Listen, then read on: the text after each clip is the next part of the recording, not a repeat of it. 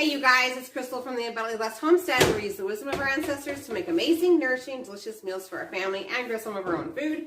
Today is a requested video. I'm going to be going over and showing you guys exactly how easy it is to utilize these after baby freezer meals I made for my family. So the first thing that's made this whole thing doable for my children to be able to do.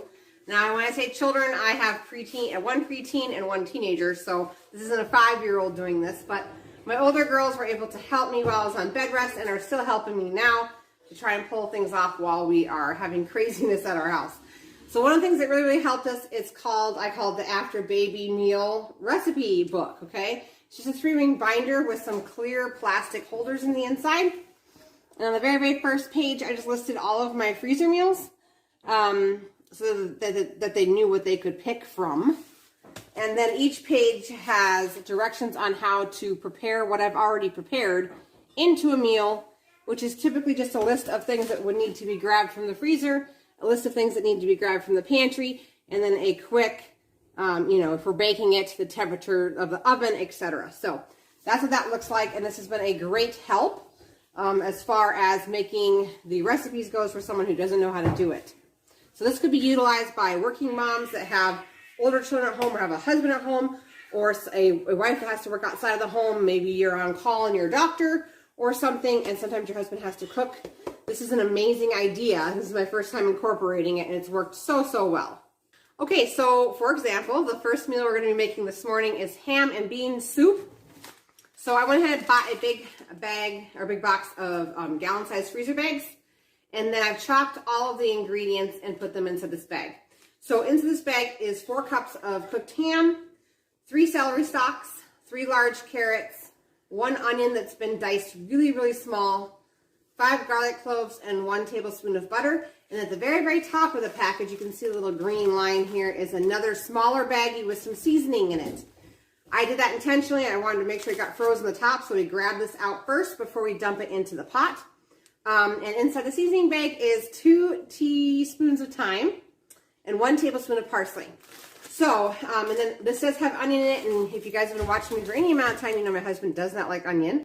So to prep these meals, I went ahead and went to Walmart. I think this was like around $20 for an onion dicer. It has a really, really small blade on it. You guys can see how small that would dice it.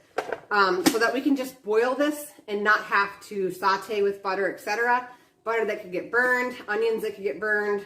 You get my point. It had to be really, really easy. So this was worth the $20 from Walmart just to make the onions small enough where they wouldn't be pesky for my husband, who doesn't like the texture of raw onions. Okay, so to the freezer bag, there's going to be some home canned ingredients. All of the ingredients for this first recipe are all in quart-sized jars, so obviously if you are not a home canner, you can still pull this off. You just go to the store and buy 2 small jars, or cans, the 15-ounce cans of broth, okay? Or whatever the recipe is. So if you hear me saying a certain amount, you can also go to the store and buy all of these canned ingredients and still pull off a nutrient-dense meal. Okay, so for the first meal, we're going to go ahead and have a large stock pot over medium heat. I'm going to remove the seasoning packet from the top of the frozen mass for the ham and bean soup and dump all of the contents of the freezer bag that we've already discussed into the pot. I'm going to add the seasoning.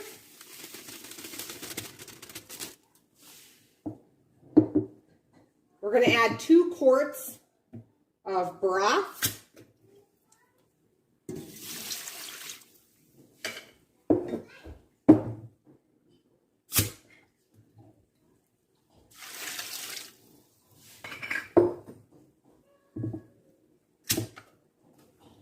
And we're going to add 2 quarts of navy beans.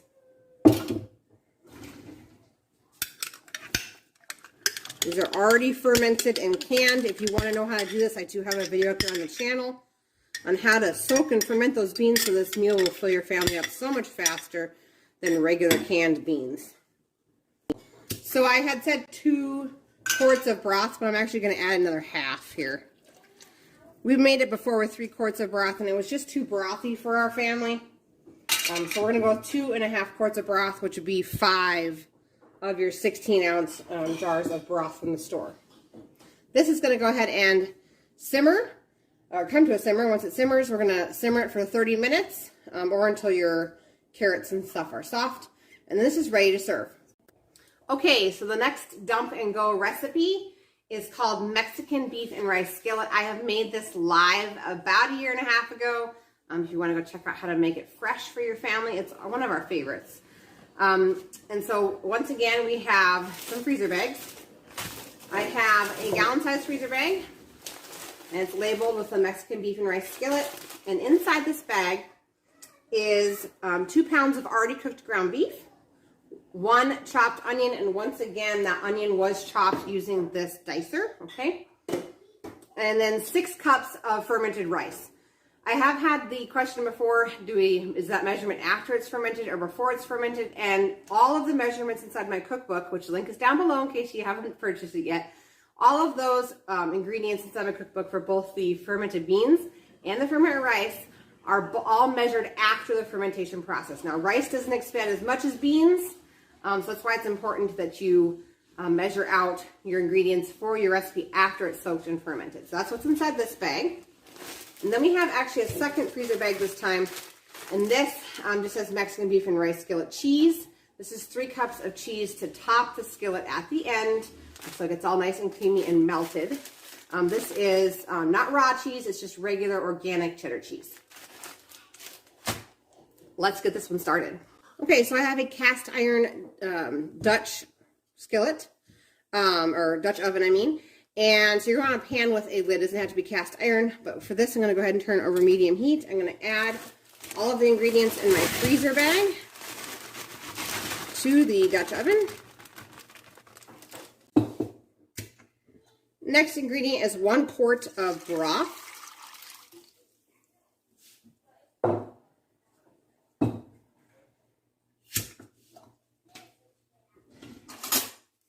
Two cups of corn, canned corn, or you could use frozen if you'd like.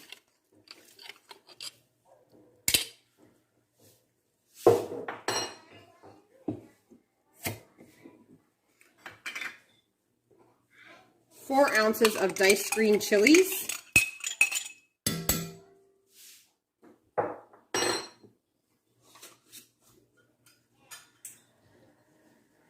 2 cups of salsa. This is my zucchini salsa. I also have a video up here on the channel, and the recipe for this salsa is inside my cookbook. So 2 cups of that, but you could use any salsa you'd like.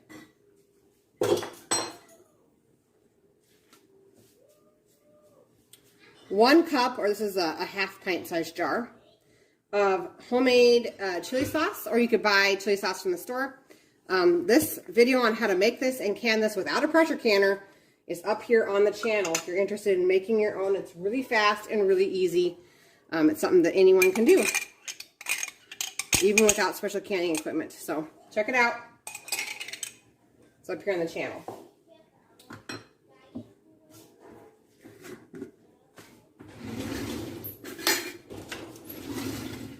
And the last ingredient we're going to add to here is 6 tablespoons of taco seasoning.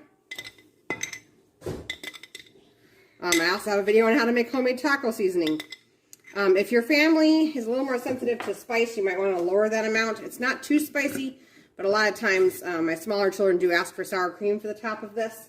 So just keep that in mind. Somewhere between 4 and 6 tablespoons of taco seasoning. Now we're going to reserve the bag of cheese until this is completely cooked, and then right before we serve it, we will put the cheese on top. But this is basically going to come up to a simmer, and we're going to cook at a simmer for 30 minutes. I mean, typically I put a lid on it and kind of crack the lid a little bit so some of the steam can escape. And it simmers for 30 minutes or until your rice is soft. Now, depending on the type of rice that you use, you may need to add a little bit of water. So just keep an eye on this as it simmers.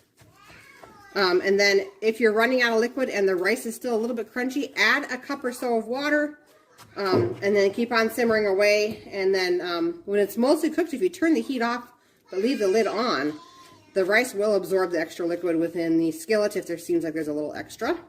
But usually you can pretty much judge it pretty good by adding about a cup of extra depending on the type of rice. So this is going to be over medium heat. It's going to simmer. We're going to add a lid. And in 30 minutes, this will be done and be ready to be topped with some cheese. Okay. All right, so that's just 2 of my freezer meals that I have in the freezer. Don't worry, I have more coming for you guys, but I'm going to try and make these videos shorter so they're easier to watch and easier for me to make with a newborn. So if you guys like these videos, please let me know. Give it a thumbs up, and I'll see you guys in the next video.